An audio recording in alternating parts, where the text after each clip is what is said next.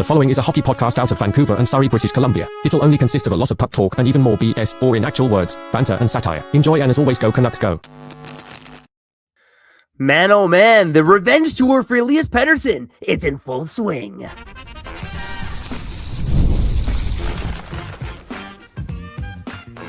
You're Locked On Canucks, your daily podcast on the Vancouver Canucks, part of the Locked On Podcast Network, your team every day. Hey, happy hump day, and welcome to another episode of Locked On Canucks, part of the number one sports podcast network in the world. My name is Trevor Beggs, sports reporter for Daily Hive Vancouver, joined as always by my co-host, Kyle Bhawan. Today's episode is sponsored by FanDuel. The winter games are on, and there's no better way to follow them than with a bet on FanDuel. FanDuel, play your game, baby. Man, oh man, if I was feeling spicier, maybe I would have placed a couple bucks on Italy for the upset. Unfortunately, my ball is a little smaller than that. Sweden does end up winning 5-2. And Kyle, early in that game, and let's start here with the EP40 report of the Olympics. I want to get into no love for an ex-Canuck and Islanders fans and their interest in EP40. Some interesting trade proposals out there. But EP40 of the Olympics, early on in that game, I was about to come on here and say that Elias Pettersson just got outplayed by Cristiano Di Giansanto. But, he does step up later on in the game, has the breakaway, hits the post, ends up assisting on, I believe it was the go-ahead goal at the time. And Kyle, I think you hopped on halfway through. And it was the empty netter goal. It was the empty netter goal. Okay, well, there you go. Yeah, he got on the score sheet regardless. I think it was on the ice for the go-ahead goal. He was screening the goalie. Yeah. There we go. That's what I'm thinking. Yeah. Elias Pettersson is Kyle. I'll ask you first. Is the EP40 revenge tour now in full swing? Dude, man, I thought Andrea Bargnani was playing for Team Sweden at one point. For real. Or the dude who works at the pizza joint in Burnaby, because they just had random guys from Canada play on Team Italy too. It was a fun broadcast, I'll tell you that much, okay? And shout out to Italy's goalie, who might have earned himself an NHL contract. Could play for the Edmonton Oilers in a couple weeks. All in all, though, did Elias Pettersson start his revenge tour today? Okay. I'm going to say I don't know. Because for whatever reason, Trevor, and maybe I just been waiting to smoke this type of West Coast bias, and I've been fiending for it. But I liked what he did in the third period. And it's against Italy. It's against that guy and this guy and that guy. But, hey, we got a breakaway. We got a post. He looked quicker. I know he was playing on the wing, too. Dude, this sounds kind of crazy because Sweden was out shooting Italy by 40 shots the whole game. But, I don't know, Sweden kind of needed that third period from Italy. And, Sweden needed that third period from Elias Pettersson, I was trying to say. And they got it. Pettersson helped put the nail in the coffin for Sweden today. He did. And I think there's a chance he, has a good first period in his next game because of that third period that he just put on. I'm sorry. I know people are going to be like, yo, Kyle, you're flip-flopping, but I'm just saying that's something that he could build on. Yeah, and Kyle, I want to say it did look like maybe a rough beginning for Elias Pettersson. So, for those who missed it, Italy gets the first goal of the game, and you're going, and it was just like an absolute gap by Filip Gustafsson. I don't know if there was some witchcraft, some voodoo.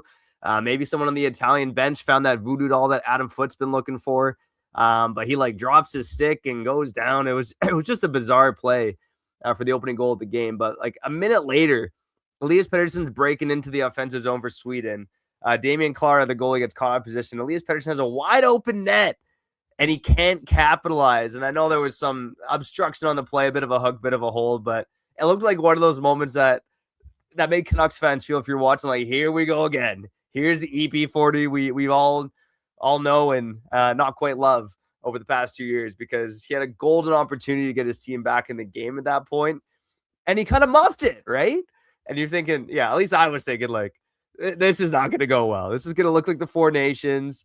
But again, I want to give him credit because he did step up later on in the game.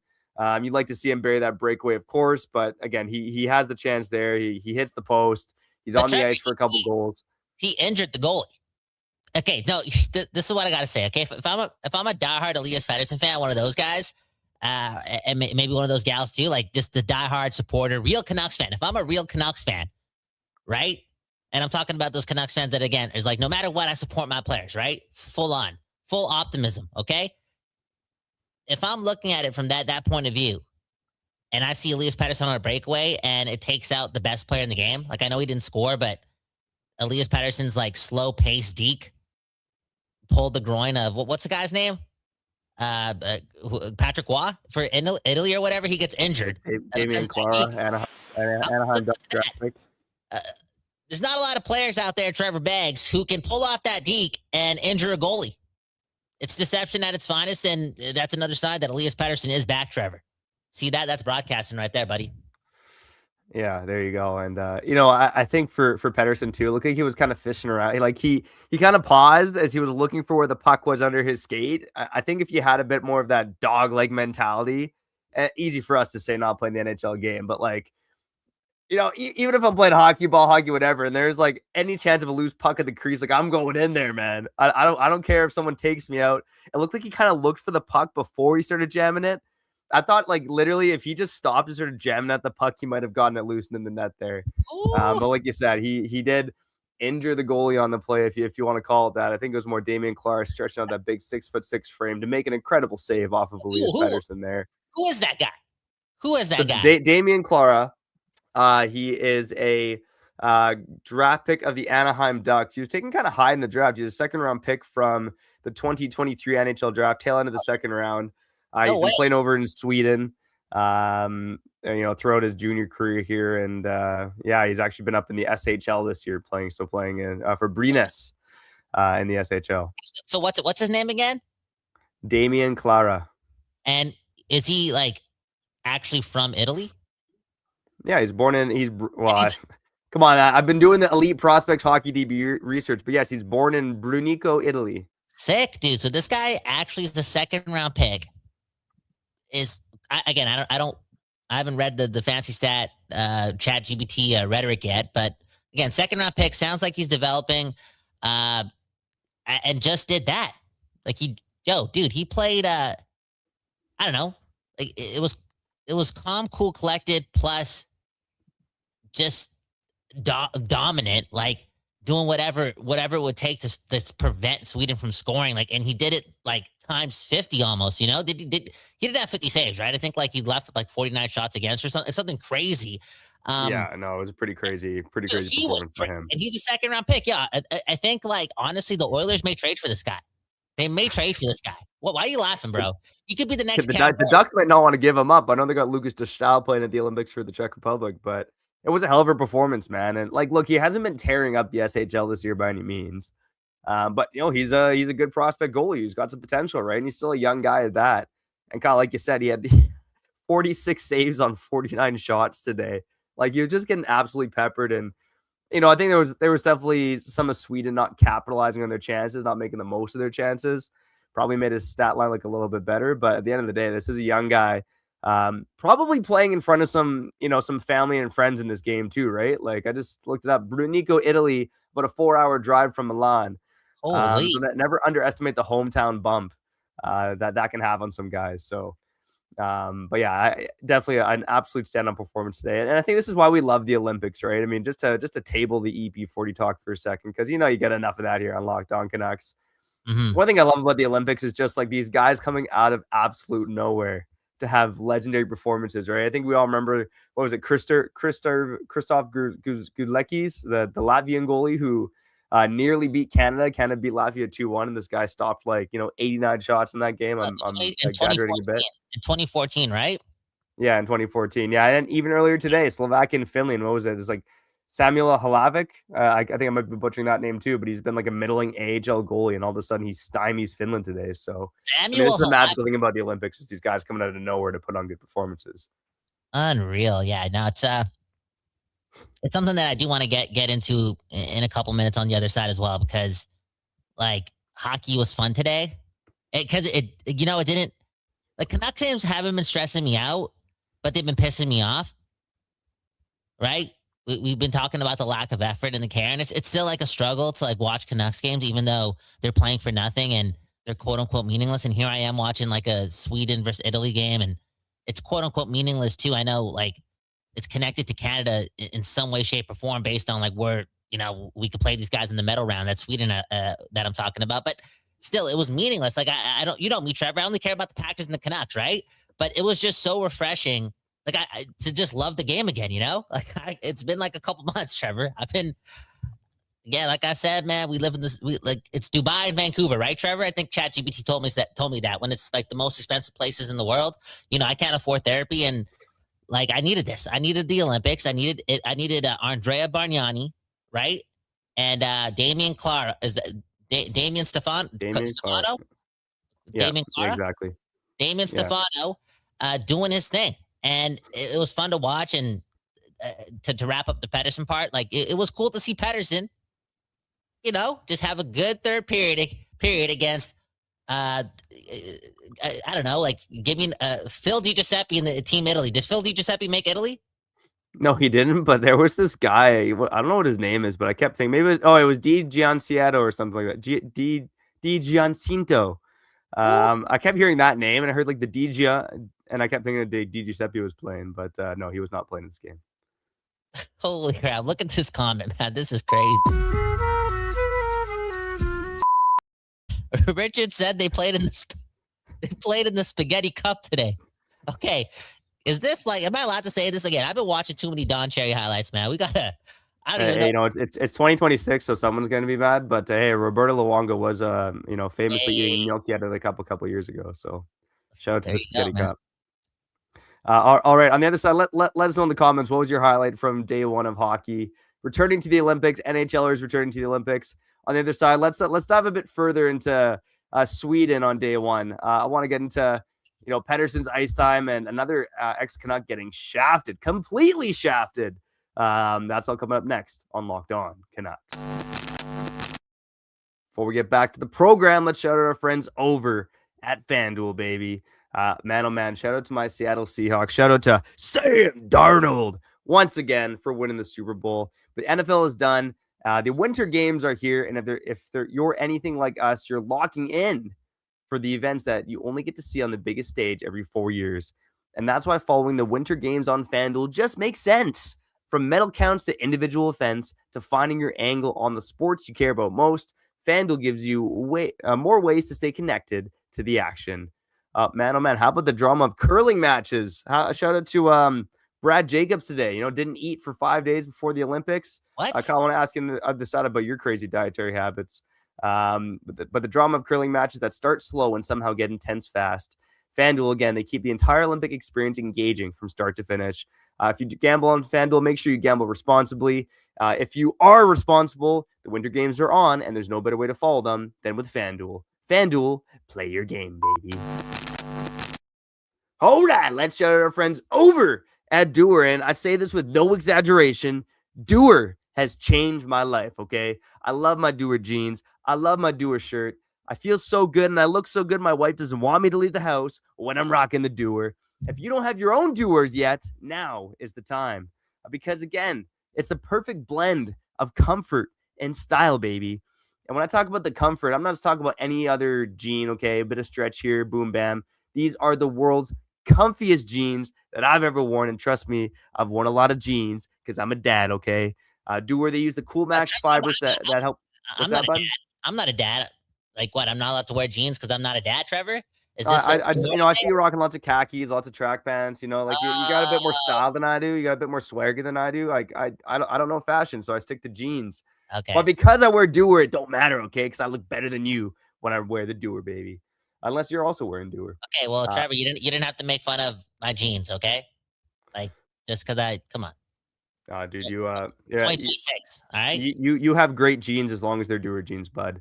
But Doer, man, you know why they help you guys like you and me, Kyle? They got the Cool Max fibers that help regulate your body temperature so you don't feel like you're overheating. You don't have sweaty nuggets below the belt, okay? That's the power of Doer. I know you'll love Doer as much as we do, so it's time to get your own pair. Check out the Doer store here in Vancouver. Good guys, great guys, and they're at 1757 West 4th Avenue. Mention our promo code Locked On Canucks in store to get 15% off your first order, or shop online at doer.ca/Locked On Canucks for 15% off. Don't wait. Go to DUER.ca/Locked On Canucks.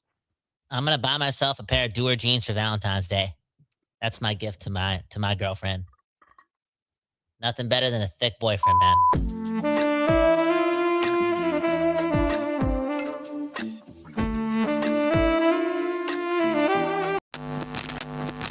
Okay, hold on. Okay, Trevor, that's not what I meant to say. That's not.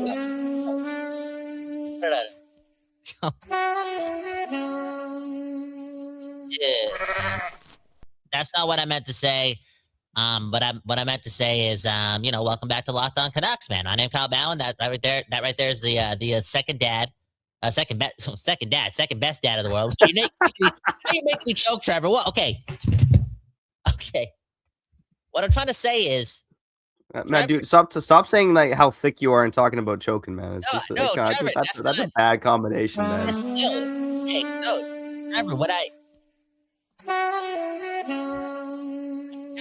seriously, Trevor, again, hockey's been traumatizing. Canucks games piss me off. The next thing in the hockey pecking order when it comes to what's been shown on my algorithm outside of the Canucks sucking is heated rivalry. I just want to watch hockey games, okay? I just want to watch hockey games and enjoy myself.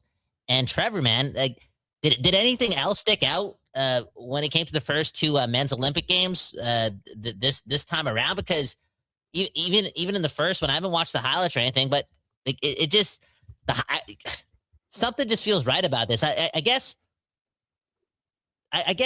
I never really accounted for how much I missed the Olympics until they started today, and I'm really feeling it today. And man, I feel blessed.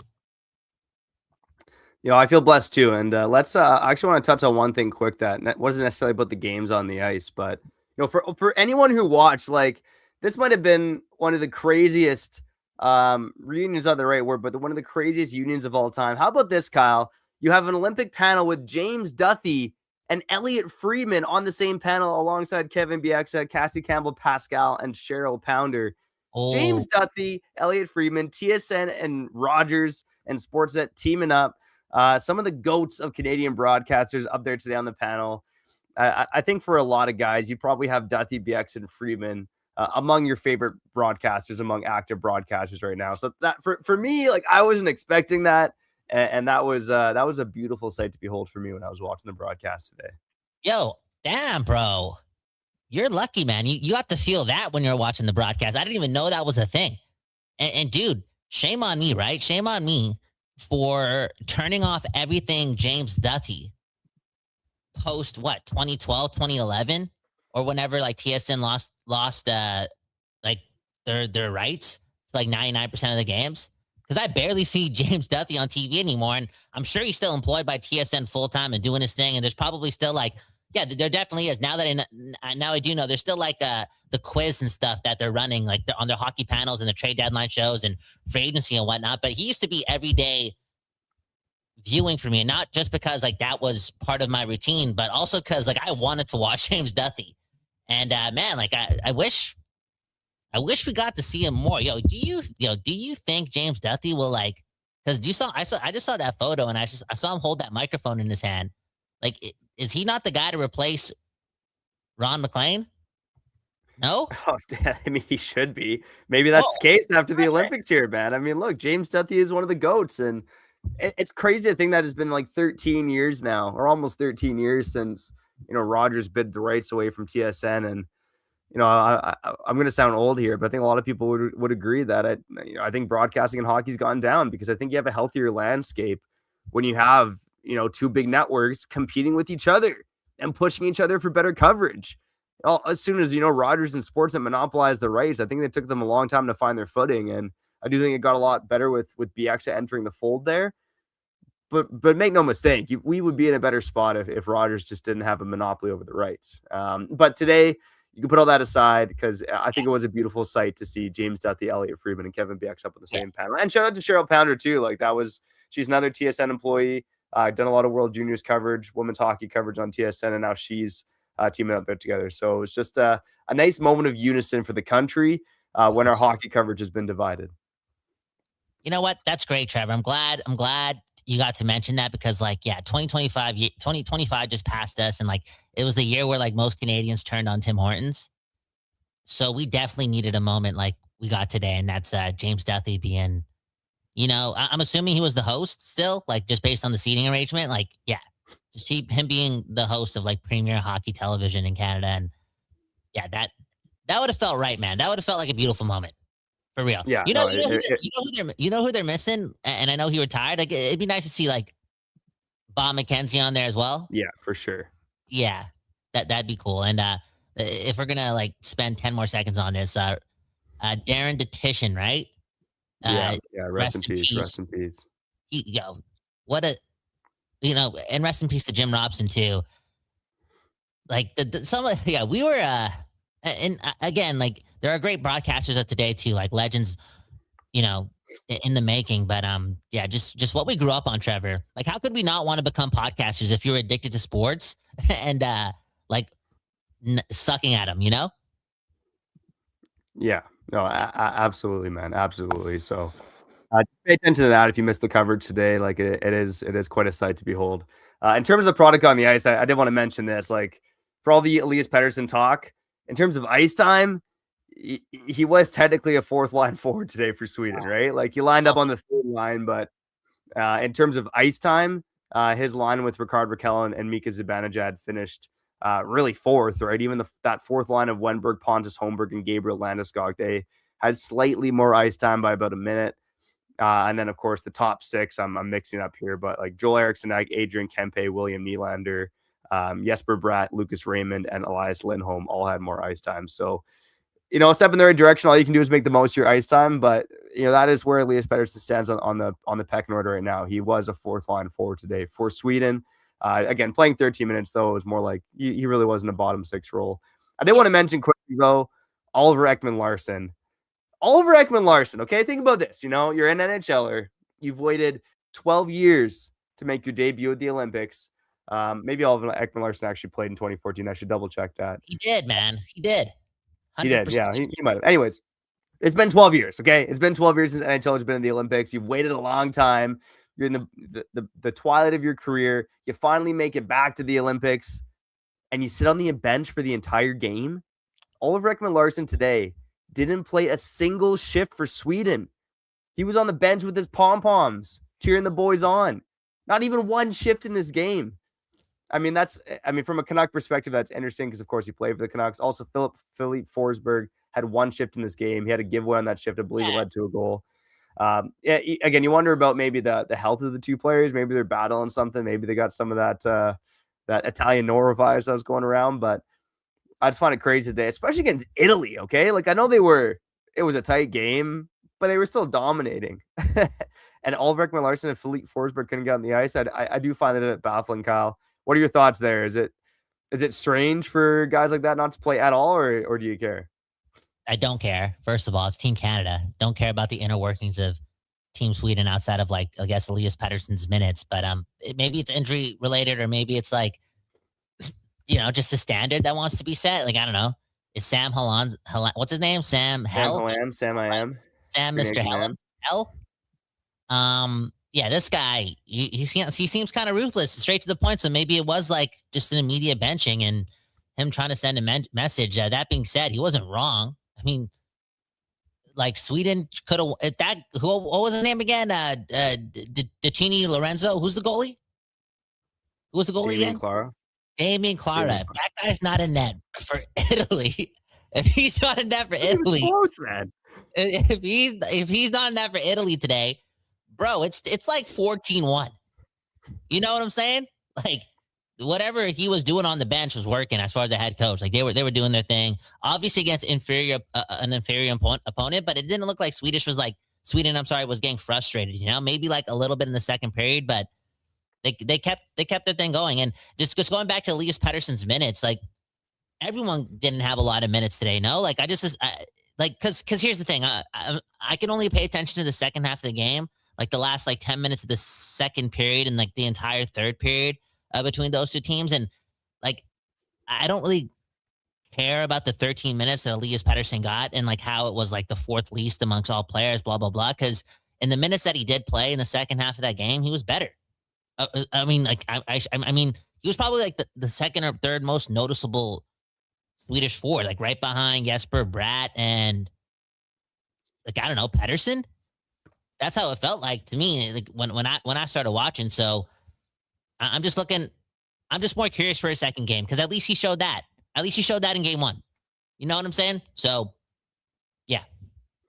Yeah, his ice time again. You're right, Kyle. It was pretty evenly split. There was a clear top six and bottom six, but the ice time was all pretty close. I mean, Joel Eriksson Ek was the leader among forwards at 17 minutes flat. There And the you lowest go, guy man. was Rickard Rakell at 13-17. Pettersson's second lowest. You got to bring that off the top, man. You got to let the people know off the top. You're just getting dark. You know, we said it a couple episodes ago. Well, you use the B word, the BUM word. I'm not going to say it because I don't know if you have speakers in the house and your kids may be listening, but you said that word. And then somebody was like, oh, Trevor's going to the dark side. He just like fell off the Pettersson wagon completely. Some people are like, oh, man, maybe he's been hanging out with Kyle too long. This is why you don't hang out with dark people. I mean, people who are just like, oh, no, Trevor. No, people who are people. I'll be damned. People who are just constantly negative, like I have been about Pettersson over the last couple of years. But man, like the fact that you didn't start with like the fact that Joel Eriksson Ek had 17 and he led all forwards, but oh my God, Pettersson only got 13. Yeah, there's no reading into anything. Like it's game one against Italy, and I think if you're a Canucks fan, just because going into this, I didn't really care that much about Pettersson's Swedish performance. Like I didn't have any faith that he would even give me one period like that. But since he did, I'm actually going to watch like start to finish the next game Sweden plays. That's all I'm saying. I think other Canucks fans should join because I don't know, man. Storylines are cool, and he's still on our team, and hockey's fun, and the sun's shining. And hey, man, Trevor, you heard it here first. Go, Petey, go. There we go. Go, Petey, go. My goodness.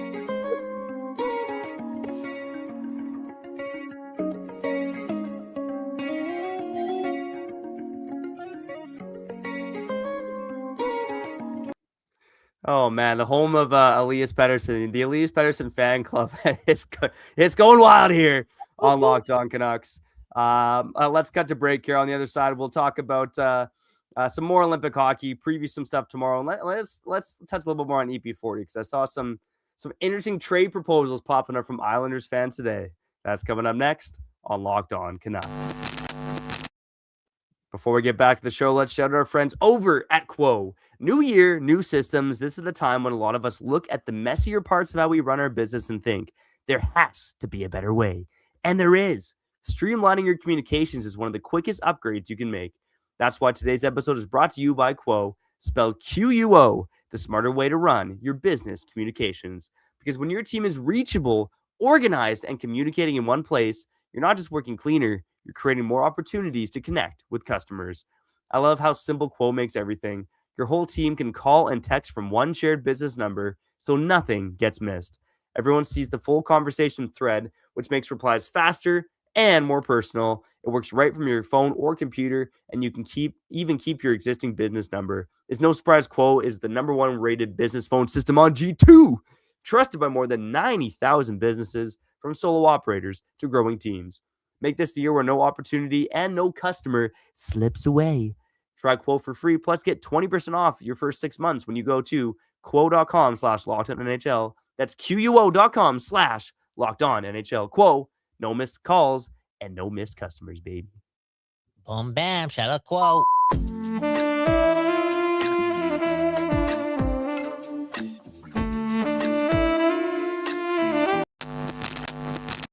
People, we back doing this, and that's talking about your Vancouver Canucks. No, your Team Sweden.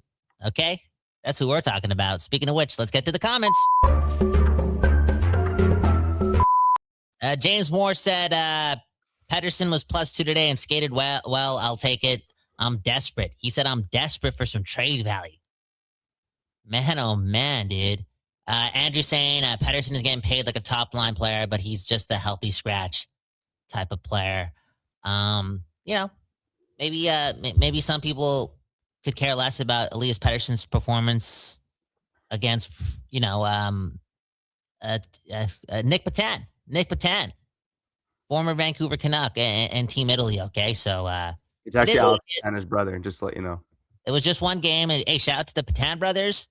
Yeah, it was just one game. I understand, but I don't know if you have nothing to do in a couple of days, and like Sweden is playing whomever. Like I don't even know who's in their group right now.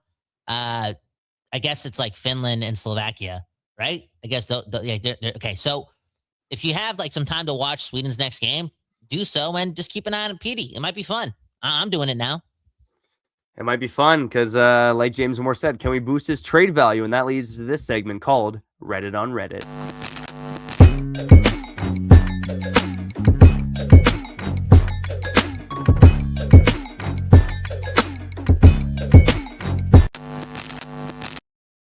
Reddit on Reddit, where we scour the web for Canuck-related, NHL-related stories. And Kyle, I don't know if we got some, non-Canuck fans that listen here on Locked On Canucks, your Canucks every day, but I did see some talk online. This is a mix of Twitter and Reddit today about Als fans talking like, are we still interested in Elias Pettersson?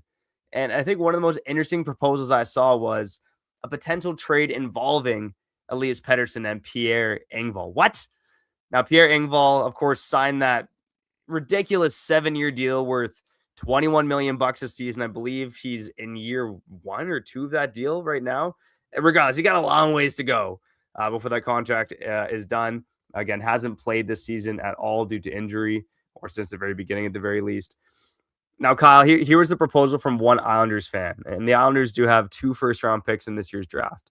It was both those first-round picks, prospect Danny Nelson and Pierre Engvall, for Elias Pettersson. And my first thought was, man, these guys probably aren't watching Pettersson play, are they? But if there is any kind of proposal like that, you got to take it for Elias Pettersson, don't you? Oh, 100%. And I feel as if the only way the Canucks are ever going to get,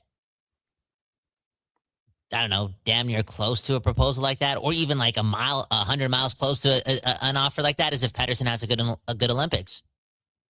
Because that offer seems significant. Like anytime I'm hearing a first round pick to get off of a contract and like reset the core, a first round pick, you want Mr. 11.6, you got to do it. You got to do it. But again, that seems like a pipe dream. But hey, Trevor, you talk about these stories and how Damian Clara, I said his name right this time, right? Third time's a charm, right? I think it's Damian Clara. Damian Clara. We just talked about him being a story and him, being more pay-per-view like, right? Because it's the Olympics. Everyone's watching. Like, dude, if Pettersson resurges in the Olympics, builds off his third period against Damien Patrick Waugh and Team Italy, dude, like, people are going to be talking about that. And it's going to be loud. If Sweden makes a deep run and Elias Pettersson's part of a big run, like, bro, that's all it takes, man. That's all it takes. That's how people win elections. You know what I'm saying? So you never know. Like, again, you asked me, like, would I take that deal? Hell yes. And I wonder, Trevor, like, could the Canucks get close to that? Hey, we'll see. We'll see. That's all I'm saying. Hey, Elias Pettersson, man. Team Elias Pettersson. I got all the faith in Elias Pettersson, man. Go, Petey, go.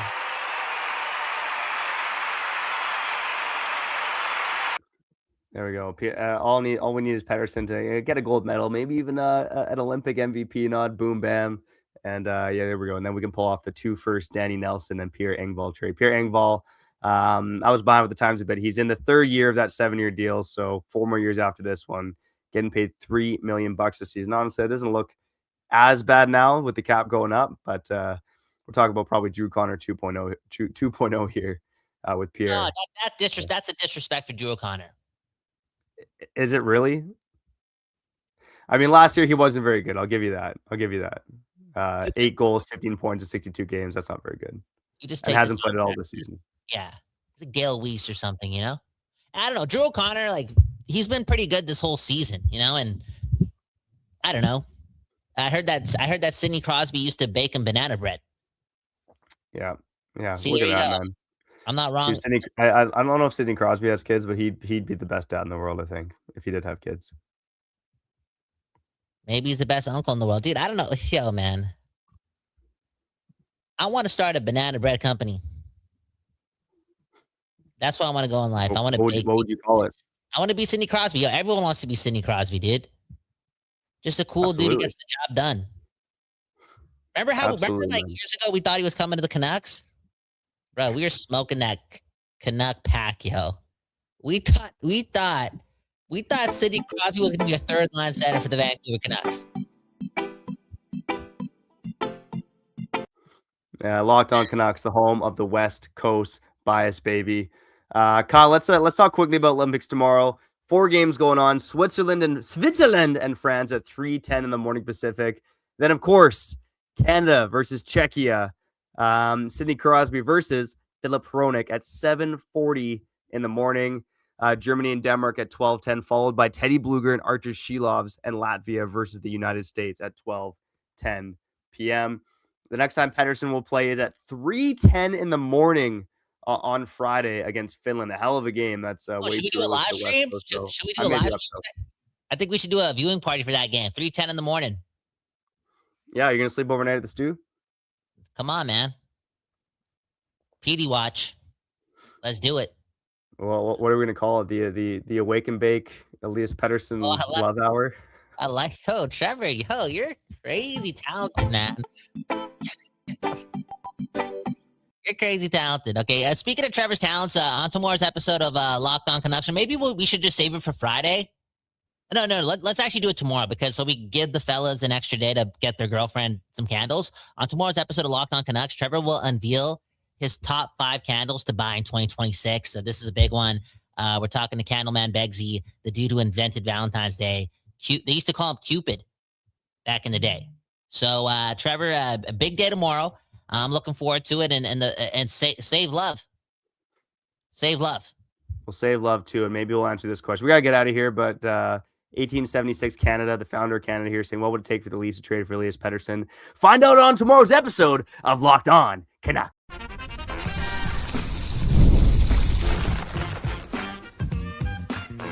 Your Locked On Canucks, your daily podcast on the Vancouver Canucks, part of the Locked On Podcast Network, your team every day.